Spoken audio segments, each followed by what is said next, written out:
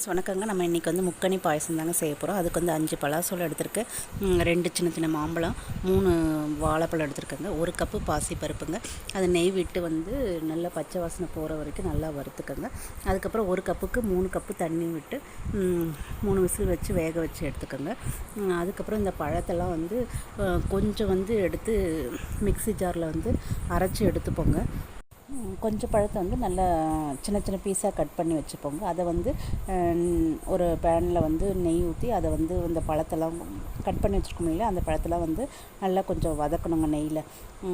நெய்யில் வதக்கிட்டே இருக்கும்போது இந்த நம்ம கொஞ்சம் வந்து அரைச்சி வச்சுருக்கோம் பார்த்திங்களா, அதையும் அது கூட சேர்த்துணுங்க. சேர்த்து நல்லா கொஞ்சம் பச்சை வாசனை போகிற வரைக்கும் நல்லா வணக்குங்க.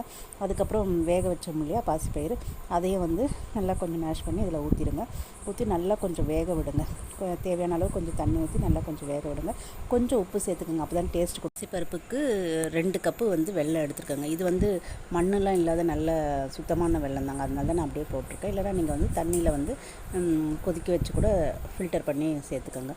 அதுக்கப்புறம் ஏலக்காய் பொடியும் போட்டுக்கோங்க. அப்புறம் வந்து கொஞ்சம் தேங்காய் பால் எடுத்து வச்சுருக்கோங்க. லாஸ்ட்டாக வந்து தேங்காய் பால் கொஞ்சம் ஊற்றி நல்லா கிண்டி விட்டு ஒரு கொதி வந்ததும் ஆஃப் பண்ணிவிடுங்க. அதுக்குள்ளே பேனில் கொஞ்சம் நெய் ஊற்றிக்கோங்க. நெய் ஊற்றி முந்திரி திராட்சையை நல்லா வறுத்து அதில் கொட்டிடுங்க. அவ்வளோதாங்க, அடுப்பு ஆஃப் பண்ணிட்டா ரெடி ஆகிடுச்சுங்க முக்கணி பாயசம். உண்மையாகவே இது ரொம்ப டேஸ்ட்டாக இருக்குங்க. சாப்பிட்டு பாருங்கள். பிடிச்சிருந்தால் லைக் பண்ணுங்கள், ஷேர் பண்ணுங்கள், கமெண்ட் பண்ணுங்கள், சப்ஸ்கிரைப் பண்ணுங்கள். Thank you friends.